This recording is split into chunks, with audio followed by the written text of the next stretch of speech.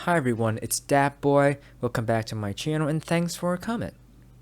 Today I want to share with you guys my thoughts and opinions on two certain albums, and they are To See the Next Part of the Dream and After the Magic by none other than Paranoid.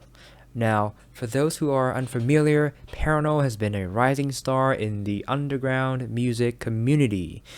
They are a South Korea-based musical project whose sound is a mix of shoegaze, noise pop, post-rock, and emo. Despite the fact that their debut album did not make much of a wave in early 2021, soon after releasing what would be their sophomore album, To See the Next Part of the Dream, they almost instantly gained traction on sites like Rate Your Music, as well as Bandcamp. And without getting too ahead of myself, I'd like to say that this album is awesome, and the recognition and success are well deserved. And I honestly believe that this is one of the rare few internet W moments, making like such a quality hidden gem of a record known. Now, following that celebrated album, they went ahead and released another album this year called After the Magic.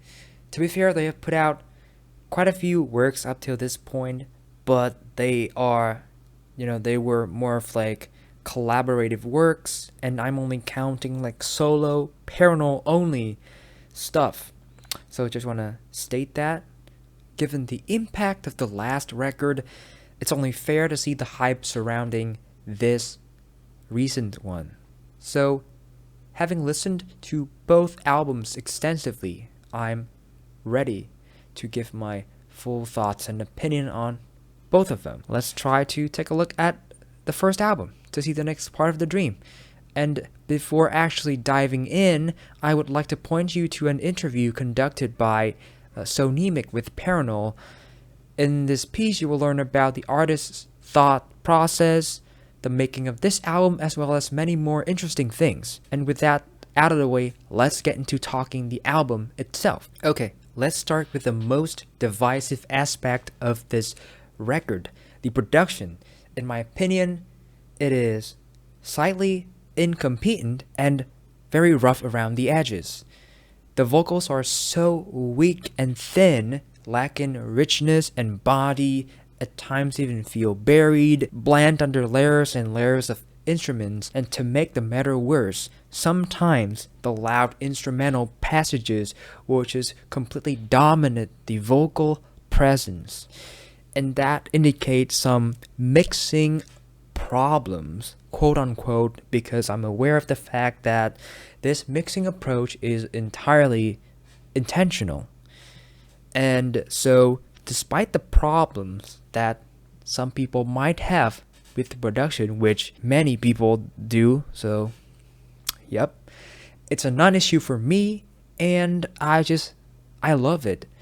Where this album lacks in, the reference, benchmark, shoegaze, production / sound, it makes up for in aesthetic. It has a very agreeable, awkward, amateurish feel to it. It's kind of hard to describe, so I'm just gonna put it that way. The tone on this album is bright, fuzzy, and distorted. Ethereal or dreamy could be a, I guess, fairly accurate description too. It's also weirdly plush in a way, especially on the percussions and of things. And sure, Paranoid singing wasn't the best here, and I'm sure they couldn't, even if they wanted to sing better, and that's okay by me. The amateurish yet ethereal tone the music gives off fits the overall aesthetic, as well as the themes and the core message of the album so well. But honestly, I say this is a matter of tastes and preferences. Those who love the production will just love it, like me, and those who don't love it, they're not gonna be super crazy about it, like many others out there. Also, I'd like to mention the fact that this entire album is made off of like samples and MIDI presets, which freaking blows my mind. Like, that technically makes this album an electronic album, sorta. Not really. But yeah, I still want to mention this because I feel like it's a freaking wild fact, It's just crazy. With the technical stuff out of the way, let's talk about the more subjective stuff. My interpretation and perception of this album. So thematically, this album deals with heavy subject matters like depression, insecurity, isolation, confusion, as well as frustration. It is not to say that this album is completely devoid of hope and happiness, because there are certainly like very hopeful and happy moments here and there, but regardless, I find the messages and just the sentiments shared throughout the track list to be insanely relatable, and just the overall sentiment is great. I've briefly mentioned that this album has samples in it, and yes, these were the samples from the artist's favorite works from other media, like the movie All About Lily Shushu, as well as the anime Welcome to the NHK. Now, these are both depressingly real yet beautiful works depicting certain aspects of the Japanese society, and I have watched both of those movie/anime, and I just love the innocent joy of being able to pick out the samples whenever there's some in the mix. From here, let's talk a bit about the track list. Now, before going in, I would like to save my more detailed and in-depth thoughts for a dedicated review, which I am planning to do for both albums in order to make, to not make this video a bloater. So with that said, let's still talk about the track list, but just briefly going through everything. So the track list consists of 10 tracks, and there are many favorites of mine on here, like the opener Beautiful World, just a fantastic opener that gives you the taste of what this album is all about. And then Analog Sentimentalism is just straight up a dream pop banger whose production is on the noisier end of things, of course. And then we have the 10-minute Monster Wide Ceiling. It's just like some of the best synthesizers I've heard ever. This is one of my favorite songs ever. It's just that good, and it goes to all the way to the 10-minute mark without ever feeling like, stale, boring, or like 10 minute. It doesn't feel that long. It's cathartic and emotional. But yet again, I'm trying to say too much. I want to save my thoughts on the full review. And to see the next part of the dream is good. Youth Rebellion is just, it has this awkward but very forward sounding, energetic and expressive drum solo session that I love. And then Extra Story is a very depressive and insecure song lyrically, and its ballad like and musical approach fits the lyrical content quite freaking well, I might say. And for the last two tracks, Chicken is okay, and I Can Feel My Heart Touching You is a very fitting and beautiful closer to this album, with I just love the mesmerizing and just uplifting, hopeful post-rock riff it has. And in terms of my less favorite tracks, we have Excuse and Age of Fluctuation. The reason why I don't like them, they share a same reason as to why I don't feel too strongly about them. They sure have some good things going on, but at the end of the day, I just find the progression on these two tracks to be a bit lackluster. Overall, this is just a very emotionally potent album whose themes and experiences I resonate with strongly. The production to some might be incompetent or poor.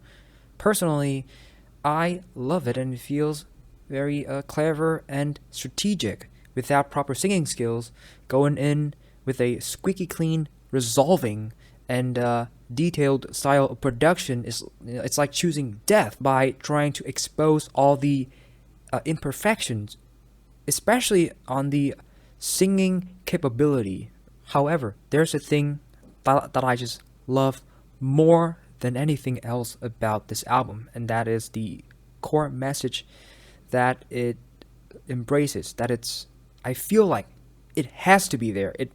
That has to be a message. It cannot be just, just me feeling that way. I'm sure. I mean, this is definitely there. I'm not making stuff up. Alright, so hear me out. The making and existence of this album just perfectly embodies this mentality. Okay? Here we go. I'm an average Joe. I look mid. I can't sing well.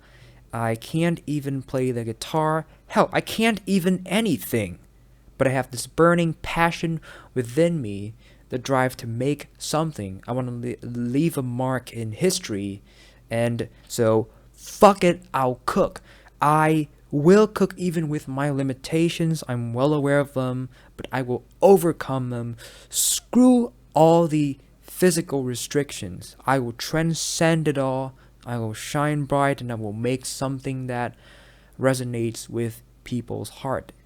Deep down, that's what I want, even when I have not realized that. And I just find the desire to transcend it all, to transcend everything, to look past the reality and to see into the next part of the dream, see what I did there, is super admirable and beautiful. Okay, so it still doesn't make any sense, right? Okay, hear me out. I'll try to explain myself even more thoroughly, okay? So, upon listening to this album for the first time, I immediately knew that, this guy is extremely relatable. He's in a headspace, or at least has been in he's been in a headspace that is so close to mine. I feel like I've been there. I've lived. I've experienced the feelings that this guy, had in the past. I don't know if he still has these feelings, but I've always felt the desire to make something, to be known by others, to bring others something that they can, look at and have fun and, be entertained by. That is the whole point why I'm making content. Not only is it a hobby, but also something I try to get better at. Be, hopefully someday be someone who's capable of entertaining many, because I just love that. I just love doing something for people and, sharing stuff with people, with those who are passionate about the same things as I am. And I just see that in this album. And you guys cannot fool me that this is not there. This mentality is so, it's like daylight clear. You cannot fool me that I'm making this all up. Alright, enough of a sloppy blowjob for this album. We don't have time for such BS. Let's move on to the next album that I gotta talk about. After the Magic. Overall, I'm happy to see that Parano is in a happier place in life. At least it sounds that way to me. This album boasts cleaner production, lusher arrangements, and it's also more organic sounding than its predecessor. It feels like there's a wider range of instruments at play here, organically or synthetically. And all of that is very explicable if you take a look at the very stacked credit roll. I mean, we've some very prominent figures in the South Korean indie music circle making contributions to this album after all. Also, Parano's singing has improved greatly over the past few years. They have put some work, into refining this aspect for sure. Now, lyrically, this album feels more poetic than the first one, and the imageries run in so hard and more frequent here compared to the previous album, which is more grounded and I guess realistic in a way. And I do also feel like the lyrics here are also slightly abstract. Now that's not a bad thing, right? That's not a bad thing. Even when the lyrics being more abstract, I can still feel that. The lyrics come from a more, a happy place rather than a miserable one. And if the theme on the predecessor is to meet happiness, just to witness it, this time around is to like understand and become one with happiness. And okay, that's just my interpretation. Okay, it's not like what this could not be what this album is actually about. I interpret it that way. Sonically, this album is way more ambitious than the last record, and I guess I perceive it that way because of the greater variety of instruments in the mix here. Last time we got like all, I guess, MIDI presets and in forms of guitars and synthesizers, and this time we are spoiled with the additions of like elegant keyboard notes, lush and euphoric strings, trumpets, and that's awesome. And there are moments of like vocal manipulation too, just vocal processing, and that's also definitely nice to see. We also have backing vocals from Delazier, and I gotta say, the vocal chemistry is fire. Let's get into my perception of this album. In short, it's gorgeous, and boy oh boy, this track list is just filled with bangers. So Polaris, it's just a beautiful opener. It's on par with Beautiful World, I'd say.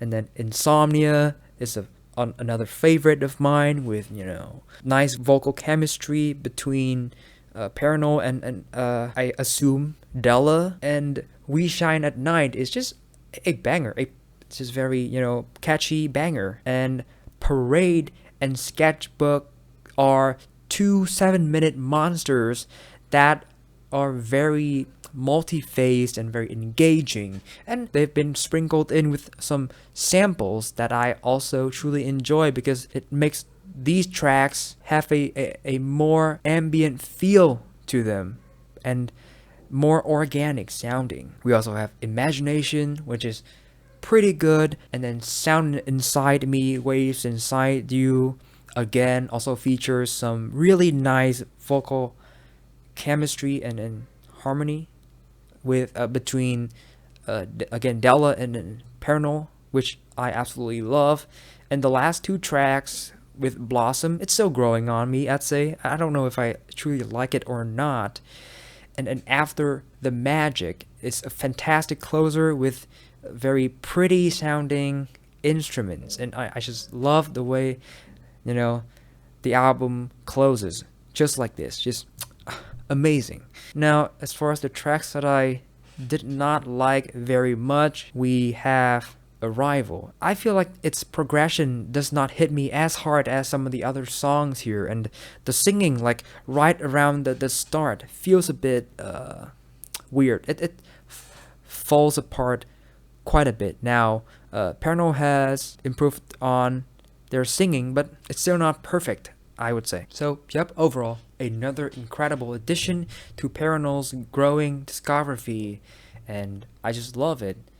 Although I do think that this album has less of a concrete or just rather an apparent message compared to the former album. But probably that's just me, I don't know.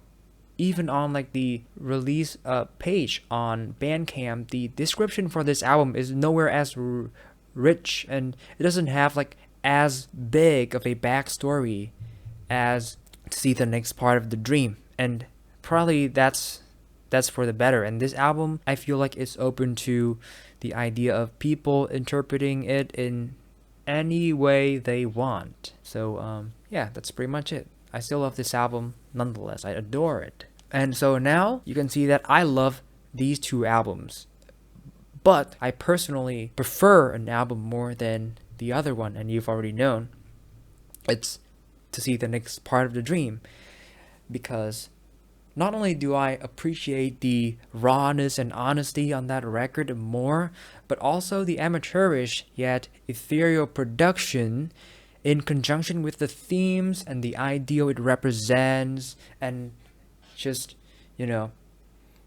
all that makes for a very compelling package. And I just resonate with this album sonically and lyrically. And that's not to say that After the Magic is by any means bad.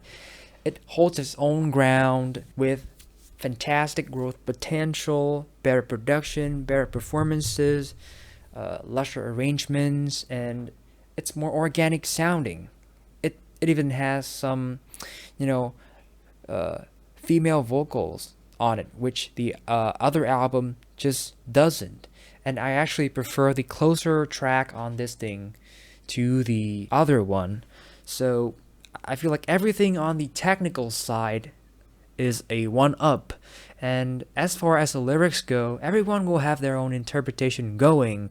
But the way I see it, this album is lyrically more poetic, yet more abstract, and therefore less relatable.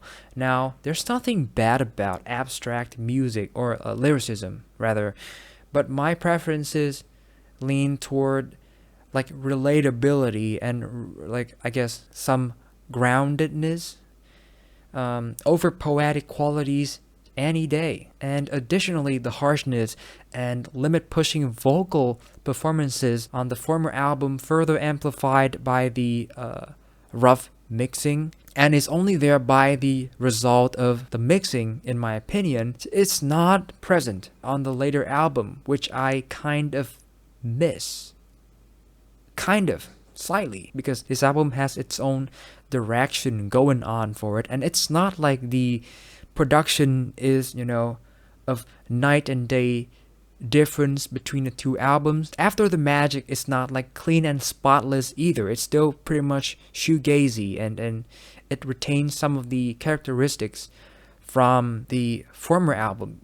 Just, I feel like, cleaner, a little bit cleaner. But yeah, overall, like, musically speaking, the two albums are pretty, I guess, similarly enjoyable, I feel, but it comes down to the core message, and I enjoyed that on To See the Next Part of the Dream way more. And so yeah, that's pretty much it. Those have been my thoughts and opinions on these two albums, and that's the reason why I prefer To See the Next Part of the Dream. And what do you guys think about it? Do you guys agree or disagree? And expect me to release the dedicated reviews for these two albums soon. But that should be it for now. I've been Dat Boy. It's been fun talking music, and I hope I will see you guys in the next video. For now, I'm signing out. Ciao.